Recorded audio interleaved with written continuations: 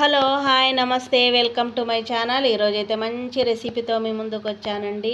సూపర్గా ఉంటుంది. మా వీడియో ఎక్కడ కూడా స్కిప్ చేయకుండా మా వీడియో పూర్తిగా చూస్తారని అనుకుంటున్నానండి. ఎల్లిపాయలు ఉల్లిగడ్డలు మనము ఆయిల్లో డీప్ ఫ్రై చేసుకొని మనం పేస్ట్ చేసుకోవాలండి. ఇందులోనే నేను అల్లం కూడా వేసుకొని పేస్ట్ చేసుకుంటున్నానండి. పేస్ట్ చేసుకొని మనం కర్రీలు వేసుకుంటే చాలా బాగుంటుందండి. మనం ఎక్కువ వాటర్ పోయాల్సిన అవసరం లేదు. ఈ మనం ఏదైతే ఆనియన్ ఎల్లిపాయలు అది పేస్ట్ చేస్తామో అది మంచి గ్రేవీ వస్తుందండి.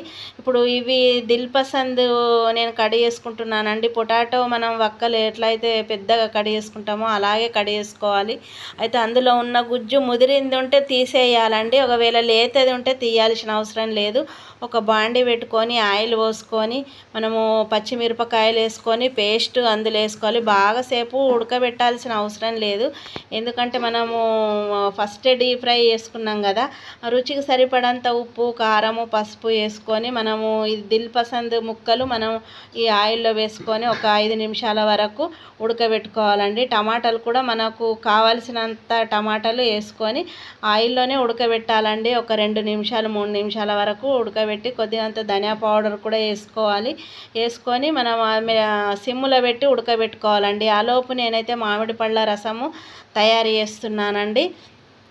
అయితే మనము ఏదైతే మామిడి పళ్ళు మనం మిక్సీ పడతాం కదండి, మిక్సీ పట్టకుండా మనం ఇలాగే తయారు చేసుకుంటే చాలా రుచి ఉంటుందండి.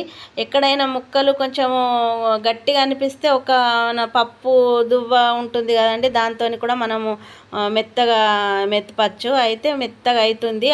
వాటర్ అయితే వేయొద్దండి. మనకు కావాల్సినంత షుగర్ వేసుకొని ఇలాచీ పౌడర్ వేసుకొని లైట్గా సాల్ట్ వేసుకోవాలండి. సాల్ట్ వేయడం వల్ల తీపి మనకు ఏర్పడుతుంది.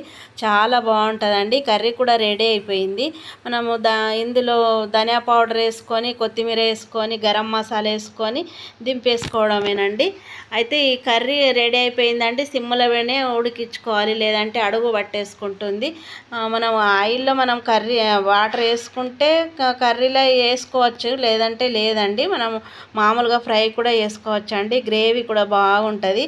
అయితే నేను 2 బౌల్ల చపాతీ పిండి తీసుకొని మెత్తగా కలుపుకున్నానండి. కలుపుకొని అంటే దోశ పిండి లాగా కలుపుకొని మనం అట్లు పోసుకోవాలండి. మామిడి పళ్ళ రసంతో అట్లు చాలా బాగుంటుందండి. చపాతీ కంటే మెత్తగా ఉంటుందండి, చాలా బాగుంటుంది. మీరు కూడా ఇలా ట్రై చేయండి. ట్రై చేసి నాకు కామెంట్ చేయండి ఎలా ఉంటుంది అన్నది. చాలా బాగుంటుందండి, సూపర్గా ఉంటుంది. మీరు ట్రై చేసి ఎలా ఉంటుందన్నది నాకు కామెంట్ చేయండి. మీ కామెంట్ కోసమే నేను ఎదురు చూస్తాను. మీ అందరికీ నా వీడియో నచ్చింది అనుకుంటాను. నచ్చితే నాకు నచ్చిందని లైక్ చేయండి, లేదంటే నాకు నచ్చలేదని కూడా మీరు నాకు కామెంట్ చేయొచ్చండి. ఎంత బాగుంటుందండి, సూపర్గా ఉంటుంది.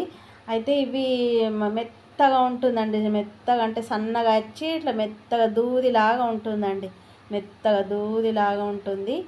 చాలా బాగుంటుందండి. నచ్చితే లైక్ చేయండి, షేర్ చేయండి, సబ్స్క్రైబ్ చేసుకోండి, మా ఛానల్ని ఫాలో కండి.